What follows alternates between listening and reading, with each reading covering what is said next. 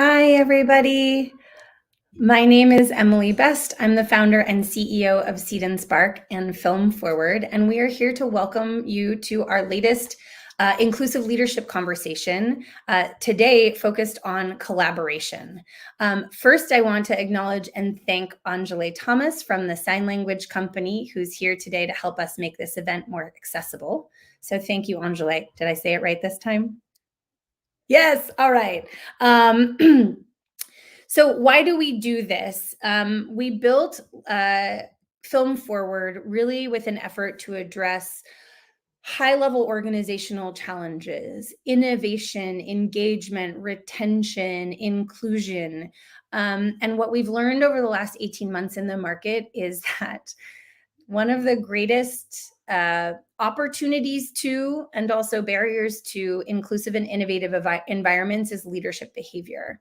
So before this call, Alexis and I were talking, and she said, "Why are you doing this?" And I said, because the last 18 months in the market, the data that we've looked at from employees, what has become absolutely clear is that the way we have led before is not the way we can continue to lead in an environment that includes the most number of generations working side by side, the most demographically and geographically diverse workforce, hybrid work, remote work, global markets, unbelievable and somehow constant volatility. It just requires a new set of leadership skills than before.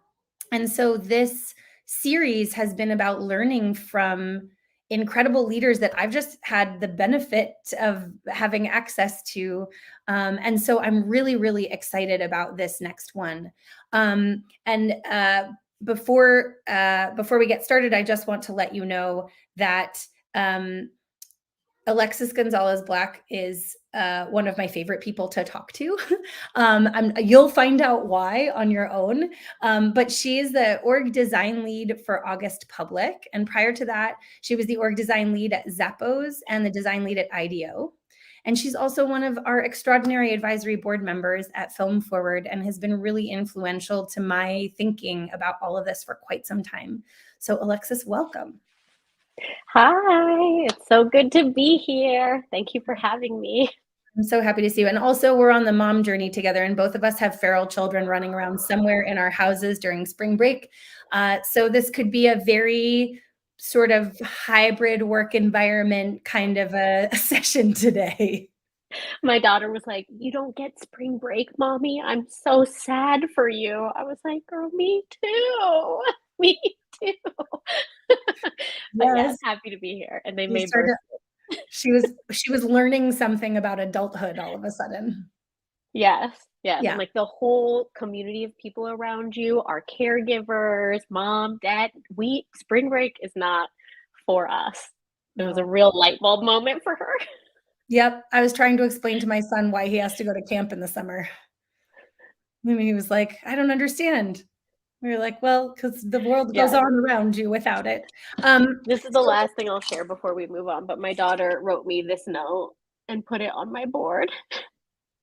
It says no working on Fridays. She's trying to institute a new rule. I'm like, She's trying to institute a nice 4-day try. week. A Yeah. 4-day week, which you know a lot about. Yes. Yes. We have been Ahead not of the working time. on Fridays since April, and I would say she's onto something, Alexis, and I highly recommend it. It's fabulous. And that's a whole other org design effort we can talk about at some Yes. point. So we have so little time and so much to talk about. Yep. Can you talk to us a little bit about your own journey to leadership? Because you've been thinking about how organizations work, but also you've been a leader inside this work. So I'd love to hear you talk a Yeah. little bit about that. Yeah, I mean, I'll keep it short. I think the headline of my journey to leadership is that it's been more like a jungle gym and less like a ladder. It has not been straight up. I have tried so many different things to figure out what works for me and what energizes me. So, starting my career in education as a teacher and as a teacher recruiter, moving into HR, recruitment, and learning and development, and then landing at Zappos as an org designer. So catching wind as I was working in HR there of a big initiative that our CEO at the time, Tony Hsieh, was rolling out that would dramatically change the structure and blueprint of our organization. So we rolled out something called holacracy, which was wildly experimental and incredibly challenging, and essentially got rid of the command and control hierarchical structure that we all know and love and replaced it with smaller sort of pod-based teams that were self-managing. And I learned so much through that. And it just opened my eyes to the reality that we choose how we come together and organize. And the choices we make in organizations have, for the most part, been handed down to us, but we can actually redesign systems and structures and processes to be more inclusive, to be more equitable. And so that's what really sort of caught me on fire, and have been doing that ever since, both at IDEO as a design lead there in the Design for Change studio, and then now as a partner at August. It's so cool to think about the utter freedom and also the terror behind that freedom of, oh, we could just do it like however we wanted. So Exactly. I want to just pause there for a moment and say, when you realized you could do a sort of a page one redesign of organizational structure, what did you give yourself as guardrails to start? Because I think people think about systems redesign, they get overwhelmed, they shut down, and they're like, we'll just tinker with what we have existing. Yeah. Yeah. I mean, I'll tell you what we did and what didn't work about it, and kind of how my thinking has evolved on guardrails. So, when we originally adopted this new structure, we followed at the time, I think it was a 32-page constitution that was written by the founder of Holacracy, which laid out all of the rules and structures for meetings and how you evolve the structure. And what we found is that not many people, when they opt into the workforce, like to have to reference a 32-page document to do their job on a daily basis. I mean, obvious now, but looking back. And so, what I took from that is that, we have to be strategic about how we approach org design. And we use a little mechanism now that we call even overs, which help us identify what trade-offs we are willing to make and what trade-offs we are not willing to make when we redesign a structure. So we might say something, for example, like,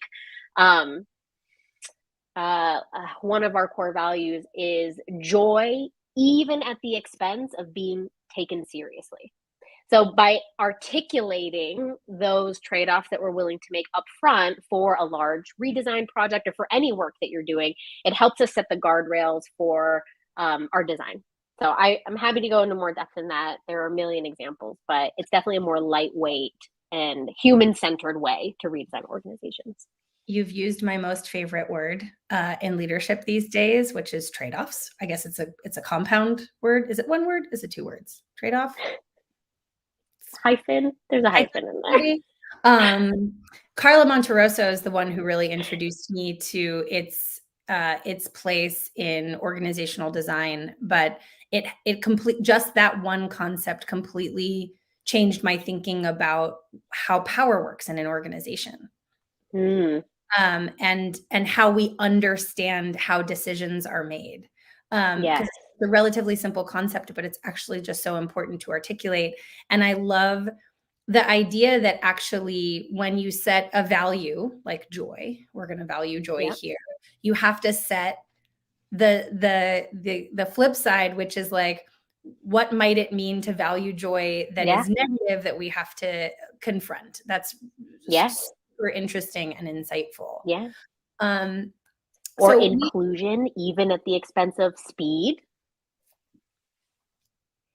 Something that is very hard for us to wrap our heads around, but matters quite a bit. So yeah, I think there are a lot of examples. Yep. Yes. You can have it fast and decisive. You can have it slow and inclusive. Which would you like? Pick one. So one of the things that we're talking about today, and I think this is really interesting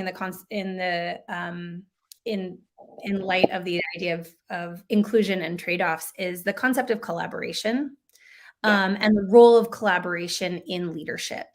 So I'd just be curious to hear you talk a little bit about how you approach the concept of collaboration in leadership and in org design. Yeah, I think kind of similar to the conversation we were just having about setting the boundaries. I approach collaboration in the same way that you have to set the intention for the space. And in preparation for this moment, I was kind of thinking to myself about the collaboration spaces I've been in recently. And one scenario came up, so I'll share a story, which is, have you ever entered into a collaboration space where you are ready to show your work, you're ready to build something together, and then you have folks come into the room and start hole poking and asking questions like, well, why haven't you considered this? Or where is this? And what do you mean by that? And I've had that happen a lot because I think as leaders, there is this expectation that is sort of instilled in us in a corporate environment that we have to come with a POV, we have to come with an opinion, we have to deliver some nuggets of wisdom or insight and kind of dump that into the collaboration space, and we've done our job. And I think what collaboration really requires of us sometimes is to be really clear that this is not a space for critique. It's where we are building together. So when people ask me questions like, what does this mean? A lot of times, as long as I'm in a safe space, I'll say, I have no idea. I made that up 30 seconds ago. What do you think? I don't know. Stop asking me so many questions. Stop pressure testing it. It's not going to survive your pressure test. The reality is, and you mentioned this earlier, that in a super complex and volatile and unpredictable world, a lot of times we are creating things where there is no blueprint. And we have to be willing to get into a collaborative space and build together and get into the document together and make it together rather than just criticizing each other. So the ingredient that I think is important for collaboration is really naming that as you enter into the moment. Mm-hmm. This is so interesting, and I feel very humbled because I think I have been both the recipient and the perpetrator of this, in part because I always want to make sure that I really understand what someone's bringing, but it's interesting to reflect on the idea that, like, you could be asking a question, the purpose of which is not to have an answer yet. Yes. Well, here's the important thing, and we're going down a rabbit hole, so I'll mention this when we get Oh, back to do it. collaboration. We'll do it. But here's the thing about asking questions is another thing that we don't learn as leaders is the difference between a clarifying question and a leading question. And we lump all our questions together. And so a truly clarifying question is, tell me more about the tension that you're solving for. Tell me more about what we're trying to accomplish in this space. Tell me kind of your thoughts about it, and tell me about what you have written here. Truly clarifying. Seek first to understand before being understood. But a lot of times we can't tell the difference between that and, have you talked to Rachel about this? Because she knows a lot about this. Or have you read that article that Google put out? Because they know a lot about this. Or, ooh, we tried this last year. And we frame those as questions, but they're not questions. They are reactions disguised as questions. And in a collaborative space, we have to be more disciplined about asking truly clarifying questions and then building together rather than just like dumping with all of our leading reactionary questions that then turn that collaborative space into a really unsafe space for collaboration. Yeah. You know what occurs to me is working in a distributed environment Mm-hmm. when every meeting has to be scheduled because we're working across multiple time zones and multiple whatever. Something I've noticed is a pressure on every meeting to make sure that everybody gets not just their clarifications, but like ideas, whatever. Like we're trying to get to it. Everybody's trying to get to something by the end of the hour to make sure Yeah. it felt valuable and all of those things. And these rules of the road are probably so important to avoid what I think is almost a natural pressure of the distributed environment. Like Alexis, and there's like 9 things that I just learned that I'm going to start doing differently tomorrow. Uh, because I do think that Yeah. when you can't actually ask a clarifying question of like turning over your shoulder to somebody and being like, hey, I just read this thing. Can you tell me more about this thing? Once you get to the meeting, everybody's sort of Yeah. trying to skip ahead in Yes. the process. Yes. And And so the distributed environment puts a certain, I've just noticed, like, without anybody saying like, all right, by the end of this hour, we got to do this stuff, is Yeah. more like, everybody is sort of like, this better be a good use of my time, Yes. you know? Yes. There is a lot of pressure to make it worth it, which I think only furthers the point that let's enter into these spaces with some framing and intention at the front end rather than having multiple assumptions that are unspoken or implicit Yes. rule how we show up in that space. And then we all leave a little dissatisfied because the person who was bringing something is like, I didn't quite get what I need, but I feel like I got torn apart. And the other people are like, why is she showing me this already? It doesn't feel like it's baked at all. And we all leave with very different experiences of it. When, if we said, for example, heading into a space, this is a space for collaboration. It is half, like half baked thoughts, even over polish at this point. So I'm going to make that explicit. And what I'm hoping to do is that we actually all get into this and that we make this together and set that intention. It can help everybody align around that and have a much more productive experience and use that time well. How does someone learn, because we're focused on leadership, I'll say, like, how could a leader today who's listening to this for the first time, maybe like I am, and being like, oh, should I have some stuff I could work on? We all How do. I don't mean to call you out in any way. No, what's funny is, like, I didn't realize how confronting and humbling putting this series together would actually be. But in some respect, it's also a, a B school education for Emily that has been probably long overdue. I mean, I think when you're a solo founder and you're like building and leading and managing all the transitions and executing and all of those things, like, this kind of real intentional process building can fall by the wayside. And as I turn back and start mentoring other founders, I'm like, hey, maybe don't learn some of these things 10 years into your journey. Like, you could reduce a lot of harm Yeah. by learning these things earlier. But I'm just curious. So when we think about, like, what are some tools that a leader could take forward tomorrow around collaboration that could be valuable to them? So I heard setting intention as one of them, and defining or pulling apart different kinds of questions as another. Yes, totally. So setting explicit intentions for the space, including who that space is for and who it is not for. I work with a brilliant consultant named Levi Bear, and he always says inclusion isn't for everybody. So I'll give you an example, which is if you are designing an experience, an in-person experience, and at the last minute somebody says, I can't make it, I need to dial in. You need to ask yourself, am I willing to design for both experiences? Or do I need to draw a line in the sand and say that we are trying to make the very best experience for the people who show up, and we love you, but we cannot make this experience good for everybody?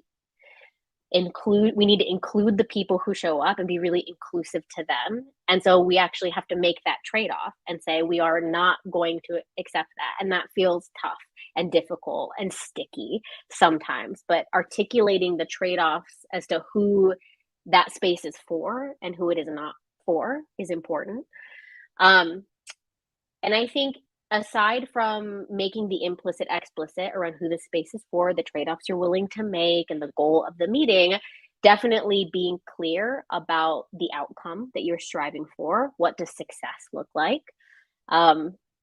Is really important. And as a leader, I think it's important to not hide the ball. I think it is being upfront and clear and explicit with your expectations, and holding that at the same time with being willing to be challenged and being willing to be questioned. And I think that can be a really difficult space to occupy. It feels like you're walking a tightrope. But it's important both for the leader to bring a clear perspective and articulate their expectations really clearly, and say, I could be wrong about this. I trust this team. Tell me where I'm not, where I'm missing something. So I think those are some of the important characteristics for as leaders think about collaborating. I love this so much. And coming off the back of cognizance, this is really interesting for me because I would say, as the kids say, my toxic trait as a leader is I'm really decisive, and that has served me very well Mm, in my life, in my, in my self protection, and all of those things. It's made it easy to move fast. yes, You yes, said is not always inclusive. Um, and what I have learned is, one, I've learned that like I tend towards decision quickly, but then also that my team will challenge me and I'll be like, oh yeah, totally, I didn't consider that. Oh yeah, you're totally right. No, whatever you just said was right. But that there's work to be done around kind of like when a decision is made. So I like to now I just like pitch things yeah, rather yeah, than make decisions. yes, I try to pitch things. I'm like, what about this? What do you think of this? yes. Whereas before I would have been like, well, obviously the right thing to do is this. Yes, yes. We call it starting proposal. I have a starting proposal. And Starting. we name it starting proposal because it's like it's definitely taking a stance. It's clear, but you're indicating this is just my beginning thoughts. Yeah. Because especially as a leader, you have outsized influence in any space that you show up in, obviously. And if you say something and you do not caveat it with saying this is a starting proposal or I'm holding this very lightly, people will run off and will take that as gospel, and it becomes like a whole new prioritization thing, like Emily said this, we need to be doing this, and all of that, and now everybody's in a tizzy, and you're like, I was just saying some ideas. Again, Sure. back to my point, I just made that up 30 Yes. seconds ago. I don't know the answer. So I love that, again, it comes back to making the implicit explicit. You might know that you're spitballing, you might know that you're just like sharing some thoughts, but Yeah. making that explicit, like, hey, I'm saying some things, I'm not super bought into them. Tell me what you think about this, is so important because people cannot read your mind. They need you to go the extra step of narrating that. That's so great. I have found this over the years as a founder. I'm always surprised when people take me seriously because I'm like, no, we've made everything up. All of this was an invention. There was no inertia. Like every single thing here is totally fabricated. Like it could Yes, be anything. Um, yes, yeah. So it's funny because I think that back to the cognizance piece, making your own implicit explicit is a yes, really that's I think almost the harder part is like once I figured it out, I was like, oh, now I understand the thing I have to say. But for the longest time, I didn't understand why I was being taken so seriously. yeah, yeah, Right. And so cognizance of the power position of the leader and and your personality, sort of how you show up. So I always have a starting proposal because our goal is to move through the thing and get to the next step. But I don't want to present my starting proposal as the gospel. yeah, So yes. that's I love this so much. And I'm curious, do you have any mistakes that you made along the way that you would share in terms of you're like yesterday That's literally all I do is make mistakes. that's how I feel. That's how I feel. Yeah. Do I have any mistakes that I've made that the end of your question was Oh, I mean just that period full stop? that's it. No, that you would be willing to share sort of vis-a-vis collaboration that contributed to the learnings that you have? Yeah. I mean, I think the one that I brought up already that feels really fresh is moving into a space where I'm holding the assumption that we're building something together, but other members of that team that are more senior or that are clients of mine feel like they're being presented something, and just it being very obvious in the first couple minutes that there is a mismatch between what I'm trying to get from them and what they're trying to get from me, and we both leave feeling totally dissatisfied with the experience that we've had. That's something that happens for me all the time. I think another misstep that I have made a number of times is underestimating the power and influence that I have in a room.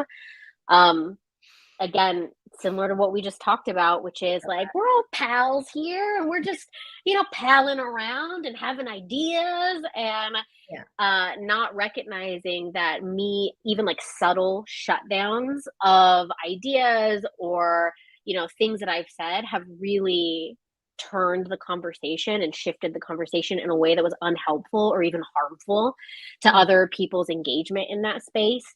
But yeah, I've learned, well, I still make these mistakes all the time. These are perennial mistakes that I make. And I think what you said is really the key, which is greater self awareness about who I am and the privilege and background that I bring into any situation, and greater narration of the boundaries of a conversation and the goals that I'm trying to bring. And then holding that all incredibly lightly so that other folks are willing and able to bring their brilliance into a conversation and truly influence the outcome that we are trying to get to together. I want you to spend one more minute on what it means to hold it all very lightly. This is beautiful. I also think it is a beautiful turn of phrase, Yeah, and I think a lot of people understand it conceptually, but yeah, how does that, and it's yeah, funny because, Aubrey Blanche made reference to holding it all lightly as well, so yeah, there's clearly a set of you who really yeah, understand what this means, but I think if you could just unpack that for our last yeah. minute, that would really help. Yes, and what matters is that you can hold it's easier to hold things lightly when you are in a psychologically safe environment. I wanna make that really clear because I was just talking about this with a colleague of mine, Sherry, and who posted about this on LinkedIn, that we both have had careers in the past where we have not felt safe, where we were in defense mode all the time. Mhm. Somebody walks in the room and asks you a question, and you immediately register as like, that person is challenging me. That person doesn't think that I'm competent. That person does not think that and it just pulls on all of these threads that we're already carrying around with us because of who we are and how we come into this world, and you immediately go into defense mode, react mode, cover my tracks, you know, and that is not holding things lightly. That is holding things with a really really firm grip. But it's hard to do that when you don't feel safe. So just to articulate that, when you are safe and you are clear, you're in a space where the boundaries are really clearly articulated and you know what you're doing there, and you Yeah. know that your role is valued there, and you know that you can speak and challenge without negative consequence. It is so much easier to say, you know what, I'm going to just say this thing and I'm not tied to it. It's a thought and here it is. So I think that's the real key to holding things lightly, is making sure that you're in a safe place. This incredible idea, you also stuck the landing right at 2 o'clock, which is, some primo, webinar activity. The sense that there aren't,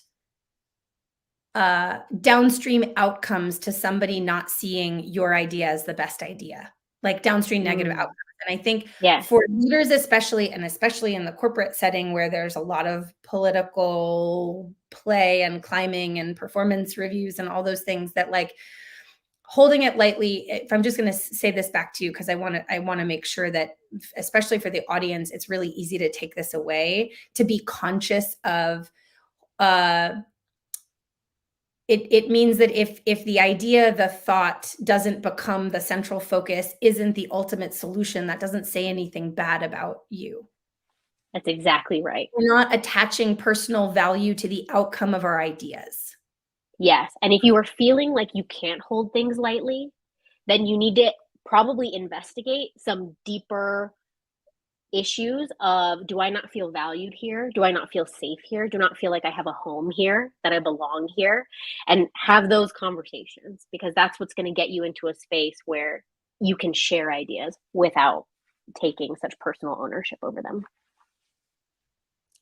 Well, this has been amazing, and like every time we talk, I wish it were 5 times as much, as 5 times as long. So, Alexis, I am so grateful to you. Anjali, so grateful to you as well. And to our audience, I am going to take the download and send this to my team and have us all watch it and think about it together. This has been very humbling, very instructive, and mind-blowing as always. I was going to promise that to people up front, but I promised you I wouldn't promise them, but see, we knew it was going to happen. Thank you so Thank much you. for your time, and we will talk again very soon. Thanks, everybody. Thank you, Emily. Thank you, Angeli.